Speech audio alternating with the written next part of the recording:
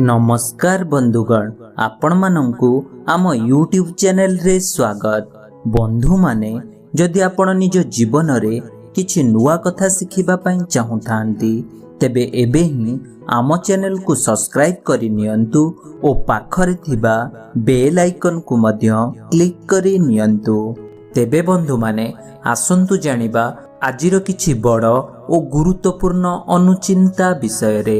बंधु माने मने रखंतु, जेउ व्यक्तिर स्त्री थाई पर स्त्री को रमण करि थाए सेही व्यक्तिर स्त्री दुश्चरित्रा स्वभावर होई थाए। मने रखंतु, जेउ व्यक्ति निज स्त्री एवं पर स्त्री प्रति सर्वदा अत्याचार करि थाए सेही व्यक्तिर पुरुषत्व नष्ट होई थाए। बंधु माने मने रखंतु, जेउ पुरुष अन्य ठारे निज पत्नीर निंदा करे सेही पुरुष अर्थहानि होई नानाविध कष्ट पाई थाए। मने रखंतु, जेउ पुरुष विवाह परे कुल धर्म रक्षा करी कार्य करि थाए तेबे सेही व्यक्ति प्रति समस्तंकर आशीर्वाद रही थाए एवं पूर्व पुरुष माने तांको आशीर्वाद करि थांती एवं सर्व देवादेवी माने मध्य अभय वर प्रदान करी थांती। बंधु माने मने रखंतु, जेउ पुरुष बारंबार स्त्री मानक सहित संग करि थाए सेही पुरुषर ओज ओ बल उभय क्षति होई थाए। मने रखंतु, जेउ पुरुष बिना कारण रे संतान को एवं तांको पत्नी को हैरान करि थांती सेही पुरुष जन्म जन्म को नपुंसक होई जन्म होई थाए। मने रखंतु, जेउ पुरुष नारी बा कन्या देखिले मधुर कथा कही ता पाखे पाखे रहिबाकू बा आलाप करिबाकू चाहि थाए एही पुरुषर नानाविध अनिष्ट घटी थाए एवं मृत्यु परे से माइचिया होई जन्म नहीं थाए। बंधु माने मने रखंतु, नारी जदि गृह कथा को बा भल मंद को बाहरे प्रकाश करि थाए तेबे सेही घरे स्वामी और स्त्री मध्यरे सर्वदा अशांति वृद्धि पाई थाए एवं परिवार रे सर्वदा अशांति लगी रही थाए। मने रखंतु, जेउ पत्नी स्वामी को कटु कथा कहि थाए एवं अन्य पुरुषों को देखिले खुशी होई थाए तेबे सेमानंक परिवार सर्वदा अशांति रे काटे एवं बयसर शेष समय रे सेही प्रकार स्त्री माने जंत्रणा भोग करि थांती एवं सेमानंक शरीररू अत्यंत दुर्गंध बाहरी थाए। बंधु माने मने रखंतु, जेउ पत्नी सर्वदा निज स्वामीर निंदा करि थाए तेबे सेही स्त्री को नरकवास भोग होई थाए। मने रखंतु, जेउ पत्नी निजर स्वामी को देवता परि मान्य प्रदान करि थाए तेबे सेही स्त्रीर परिवार को एवं तांकर वंश को सर्वदेवता सहाय हुअंती एवं समस्तंक आशीर्वाद मध्य प्राप्त होई थाए। बंधु माने मने रखंतु, जेउ नारी अन्यर संतान को पर बोली भाबी सर्वदा सेमानंकर अनिष्ट चिंता करि थाए तेबे सेही स्त्रीर निज संतानर ही सर्वदा क्षति होई थाए। मने रखंतु, जेउ नारी बिना कारण रे शिशु को मारी थाए सेही नारी जीवन रे अभागिनी हेबा सह सेमानंक घरे दारिद्रता वृद्धि पाई थाए। बंधु माने सर्वदा मने रखंतु, नारी शଯ୍ୟା त्याग परे प्रथमे स्वामी देवता को प्रणाम कले सेही नारी सुलक्षणी होई थाए एवं सेमानंक संतानर सर्वविध मंगल होई थाए।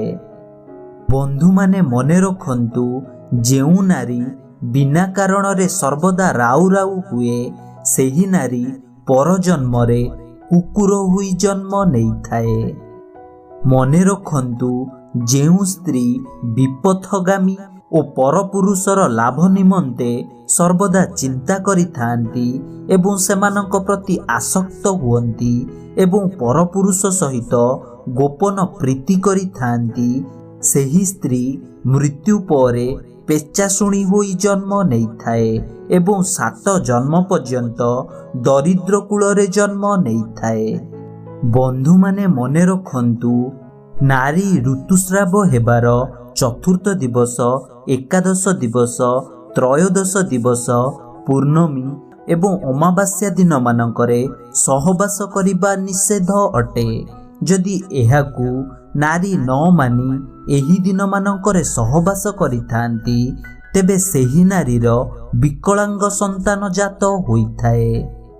ବନ୍ଧୁମାନେ ମନେ ରଖନ୍ତୁ, ନାରୀ ଋତୁସ୍ରାବ ହେବାର ପଞ୍ଚମ ଦିବସ, ସପ୍ତମ ଦିବସ, ନବମ ଦିବସ ଏବଂ ଏକାଦଶ ଦିବସରେ ଯଦି ନାରୀ ଗର୍ଭବତୀ ହୁଏ, ତେବେ ତାଙ୍କ ଗର୍ଭରୁ କନ୍ୟା ସନ୍ତାନ ଜାତ ହୋଇଥାଏ।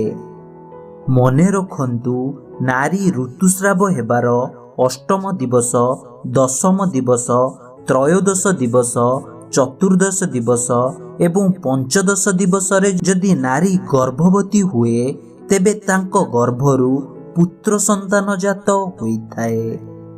ବନ୍ଧୁମାନେ ମନେ ରଖନ୍ତୁ, ଯେଉଁ ଗର୍ଭବତୀ ନାରୀ ଦାନ୍ତର ମୂଳକୁ କାଠି ଦ୍ୱାରା ଖୁଣ୍ଟିଥାନ୍ତି, ତେବେ ସେମାନଙ୍କ ଠାରୁ ଜାତ ସନ୍ତାନର ସର୍ବଦା ଅମଙ୍ଗଳ ହୋଇଥାଏ ଏବଂ ସେମାନଙ୍କ ସନ୍ତାନର ଆୟୁ ଅଳ୍ପ ହୋଇଥାଏ।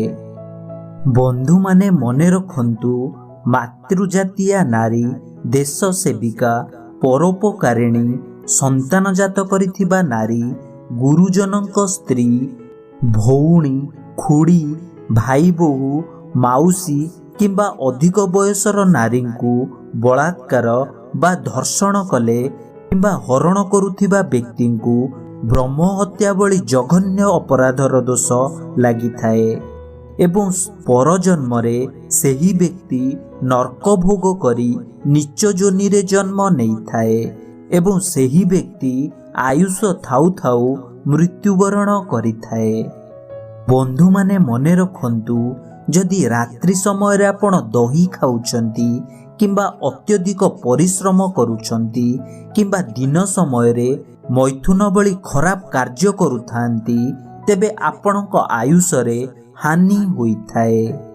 ବନ୍ଧୁମାନେ ମନେ ରଖନ୍ତୁ, ଯେଉଁ ବ୍ୟକ୍ତି ସନ୍ଧ୍ୟା ସମୟରେ ମୈଥୁନ କରିଥାନ୍ତି କିମ୍ବା ଶୋଇଥାନ୍ତି କିମ୍ବା ଖାଦ୍ୟ ଖାଇଥାନ୍ତି କିମ୍ବା ଅନ୍ୟମାନଙ୍କୁ କୁକଥା କିମ୍ବା ଗାଳିଗୁଲଜ କରିଥାନ୍ତି, ଏହିପରି ବ୍ୟକ୍ତିର ଶରୀରରେ ଅନେକ ରୋଗ ବୈରାଗ ଦେଖାଦେବା ସହ ସେମାନଙ୍କର ଶାରୀରିକ ଶକ୍ତି ହ୍ରାସ ପାଇଥାଏ ଏବଂ ଦେବତାମାନେ ଏବଂ ସେହି ବ୍ୟକ୍ତିର ପୂର୍ବପୁରୁଷମାନେ ତାଙ୍କ ଉପରେ ସର୍ବଦା ଅଶାନ୍ତି ରହିଥାନ୍ତି। ବନ୍ଧୁମାନେ ମନେ ରଖନ୍ତୁ, ଯେଉଁ ବ୍ୟକ୍ତି ପର ନାରୀ, ପର ସ୍ତ୍ରୀ, ଅନୁଡ଼ା କନ୍ୟା, ପର ଝିଅ ଓ ବୋହୂଙ୍କ ସହ ସଙ୍ଗ କରେ କିମ୍ବା ସେମାନଙ୍କ ସହ ଜୋର ଜବରଦସ୍ତ ଶାରୀରିକ ସମ୍ପର୍କ ରଖିଥାନ୍ତି, ସେହି ବ୍ୟକ୍ତି ମୃତ୍ୟୁ ପରେ ପରଜନ୍ମରେ ନୀଚ ଜାତି ହୋଇ ଜନ୍ମ ନେଇଥାଏ ଏବଂ ସେହି ବ୍ୟକ୍ତି 7 ଜନ୍ମ ପର୍ଯ୍ୟନ୍ତ ନର୍କ ଯନ୍ତ୍ରଣା ଭୋଗ କରିଥାଏ। ବନ୍ଧୁମାନେ ମନେ ରଖନ୍ତୁ, ଯେଉଁ ନାରୀ ନିଜର ଶାଶୁ ଶ୍ୱଶୁରଙ୍କୁ ଅବମାନନା କରିଥାଏ ଅଥବା ହତାଦର କରିଥାଏ, ତେବେ ତାଙ୍କ ସ୍ୱାମୀ ସର୍ବଦା ସକଳ ବିପଦରେ ପଡ଼ିଥାନ୍ତି। ମନେ ରଖନ୍ତୁ, ଯେଉଁ ନାରୀ ସର୍ବଦା ସ୍ୱାମୀ ମନରେ ଦୁଃଖ ଦେଇଥାନ୍ତି, ତେବେ ସେମାନଙ୍କ ପରିବାରରେ ସର୍ବଦା ଅଶାନ୍ତି ଦେଖା ଦେଇଥାଏ ଏବଂ ସେମାନଙ୍କ ପରିବାରରେ ନାନା ପ୍ରକାର ବାଧାବିଘ୍ନ ଆସି ପହଞ୍ଚିଥାଏ। ତ ଫ୍ରେଣ୍ଡସ୍, ଏ ଥିଲା ଆଜିର କିଛି ବଡ଼ ଓ ଗୁରୁତ୍ୱପୂର୍ଣ୍ଣ ଅନୁଚିନ୍ତା ବିଷୟରେ। ଯଦି ଆପଣମାନେ ଏହାକୁ ପାଳନ କରନ୍ତି, ତେବେ ଆପଣଙ୍କର ଓ ଆପଣଙ୍କ ପରିବାରର ମଙ୍ଗଳ ହେବ। फ्रेंड्स, जदि वीडियोटी पसंद आसी थाए तेबे वीडियोटी को गोटे लाइक करंतु ओ आमको कमेंट रे निश्चय जणांतु ओ आपणक बंधु मानक सह निश्चय शेयर करंतु ओ एही परी नुआ नुआ ज्ञान पाइबा पई आम चैनल को सब्सक्राइब करि नियंतु ओ पाखरे थिबा बेल आइकन को मध्य क्लिक करि नियंतु। धन्यवाद।